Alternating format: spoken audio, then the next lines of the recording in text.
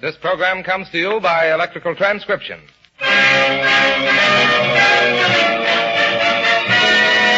The Treasury Star Parade. With Frederick March and Arnold Moss in an adaptation from one of the best pictures of the year, The Invaders, with a special musical score conducted by Al Goodman, produced by William A. Beecher. Any bonds today?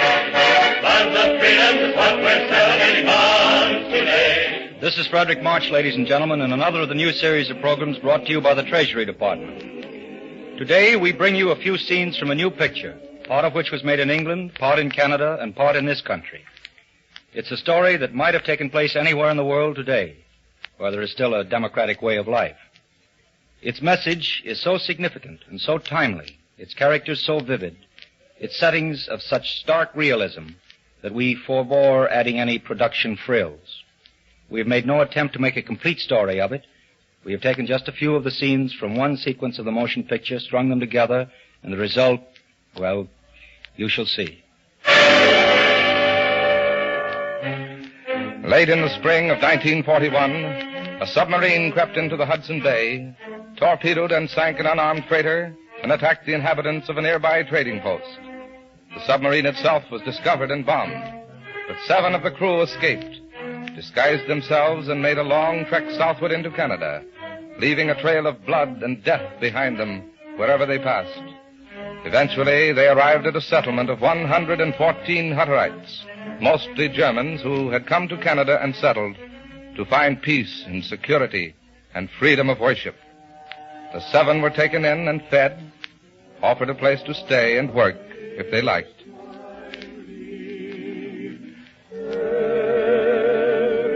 On behalf of my friends and myself, I have to thank you for your kindness in giving us food and shelter. You are welcome. I hear you come from up north, in the woods, or down north, as we call it here. Yes. You just come out? Last week. Are you Germans? I ask, are you Germans? Yes. Are you ashamed of it? Of course not. Most of us are Germans. You may find some from the same part of the old country as yourselves. Come. Anna will make your beds. I will show you where to sleep.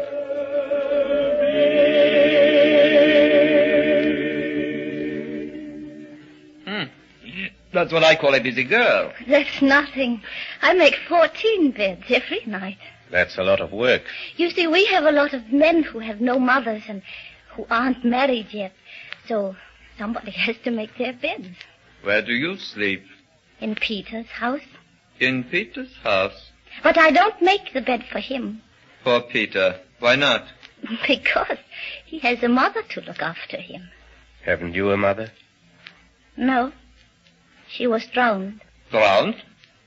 Our ship was sunk. Torpedoed? I think so. Oh, don't you know about the epic explosion? Shut up, Kratz.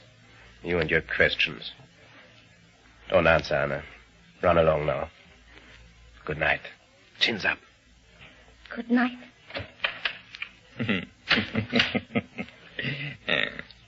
Nice quarters they've given us, eh? Very. May as well turn in. You what? Do you think these people are friendly, Hollertant? Friendly? Yes, Vogel. But you saw how their leader tried to draw us out. Are you Germans? Are you ashamed of being Germans? That, in a country with which we are at war. There can be only one answer to that. Our agents have done their work well. Yes. This religion may be nothing but a cover. I bet they sing the Horst Wessel song better than hymns. We should see that tomorrow at this meeting they're going to have. Heil Hitler. Heil Hitler. Who knows? Perhaps one day the story of our adventures will all be written in a book. In a few years' time, it may be the basis of compulsory lectures to the Hitler youth. Yeah. The ships we sank with women and children aboard. The lifeboats we shelled. We were good at that. We did to the Eskimos at the post. The unarmed men we shot in the back. You forget, Vogel. We are at war. We can't expect to win without the methods of total warfare. Men, women, and children, they're all our enemies and must be treated as such. Did you never read what Bismarck said? Leave them only their eyes to weep with. Leave them only their eyes to weep with. Did he say that? Those were his actual words in the War of 1870.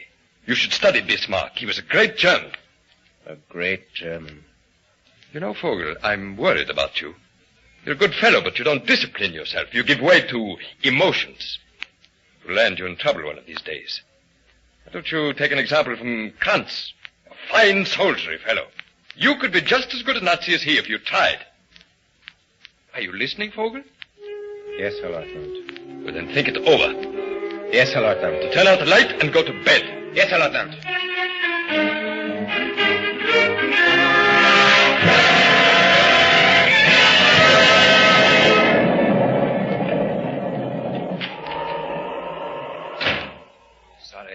Sorry I'm late for the meeting, Peter. Is everybody here? There's an electric storm playing all around us, frightening the animals and chickens. Move over, Philip. How are you, Arnold? Andreas. Eh? One of our guests was speaking. Oh, good. As I was about to say, you have one clear choice. Where there is a question of blood, where one is governed by the deepest of racial instincts, then every other consideration is swept aside. There is a new wind blowing from the east. A great storm coming across the sea. A hurricane which will sweep aside all the old, outmoded ways of life and mark the beginning of a new order, not only for Europe, but for the whole world. Let those beware who would have the temerity to stand in its way. They will go down before its irresistible impulse and be crushed out of existence. What are you talking about, friend? I am talking of the greatest idea in history, the supremacy of the Nordic race, the German people. I am talking of the being whose name I am certain lives in every heart, whose name hangs on all of our lips, whether we can shout it to the world or only whisper it in one another's ears. Germans, brothers, I ask you to join with me in paying homage to our glorious Führer. Heil Hitler! Heil Hitler!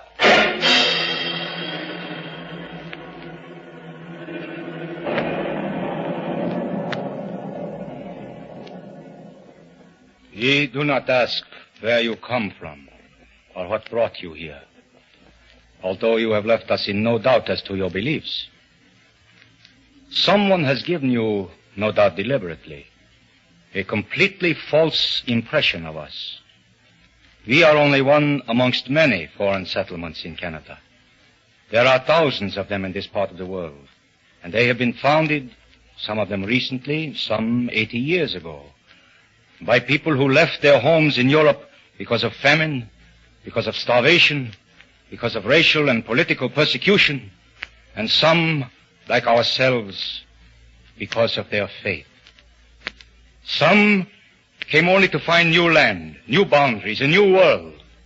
But all have found here in Canada the security, the peace and tolerance and understanding which in Europe it is your Führer's pride to have stamped out.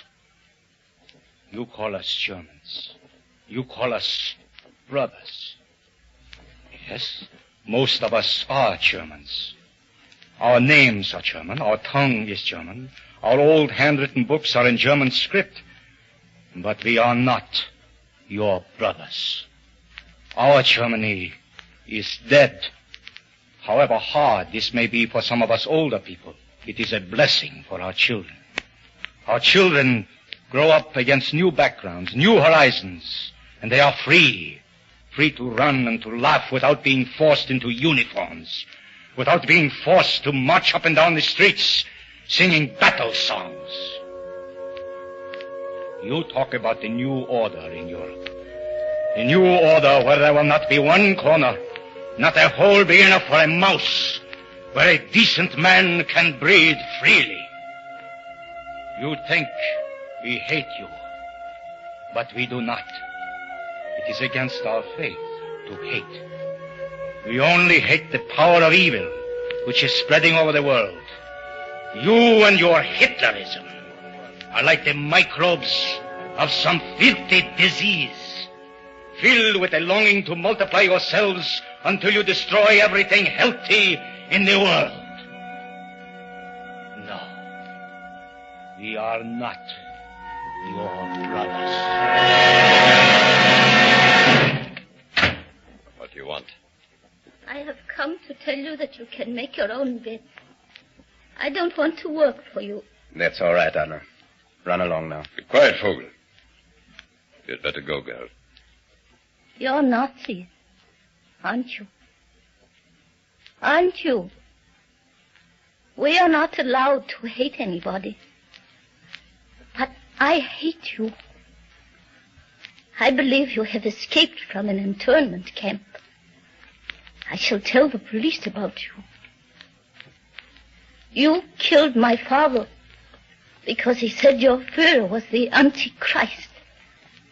You drowned my mother. I hate you. I hate you. So you're going to tell the police about us, are you? Little girls should be seen and not heard. That'll do, Kranz. What's the matter with you? That'll do. Vogel! Come along, Anna.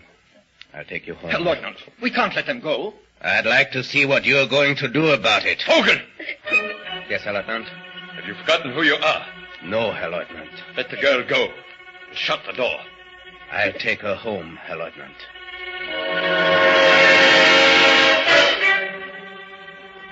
Engine room artificer Vogel. You're under arrest.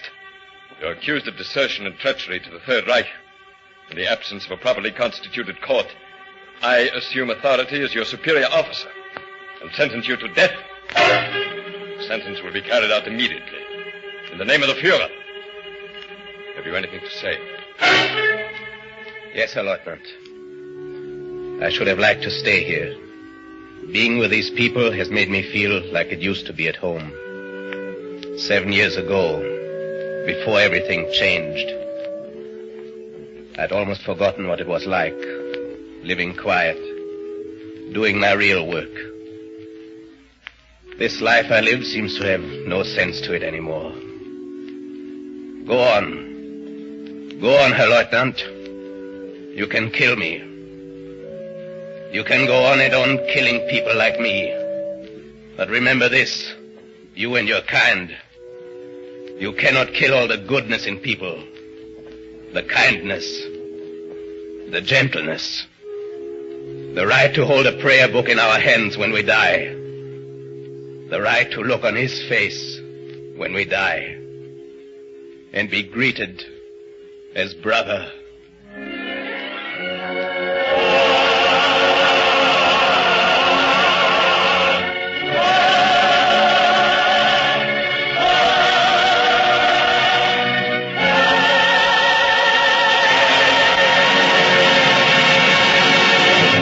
Thank you, Frederick March, Arnold Moss, Ann Shepard, and Stephen Schnabel.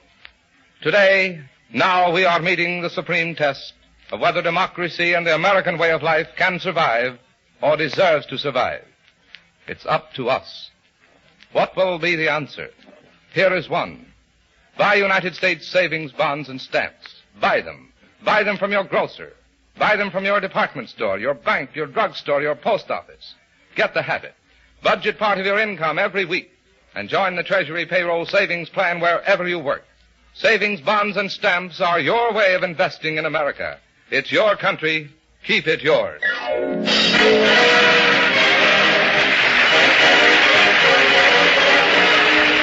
United States Treasury Department thanks the distinguished artists who donated their talents to this performance. Frederick March and the executives of Columbia Pictures for their generous permission to use the few scenes from their most worthy motion picture, The Invaders. Orchestra and chorus were under the direction of Al Goodman. Writing by Malcolm Meacham, John Latouche, and Howard Block. Production by William A. Baker.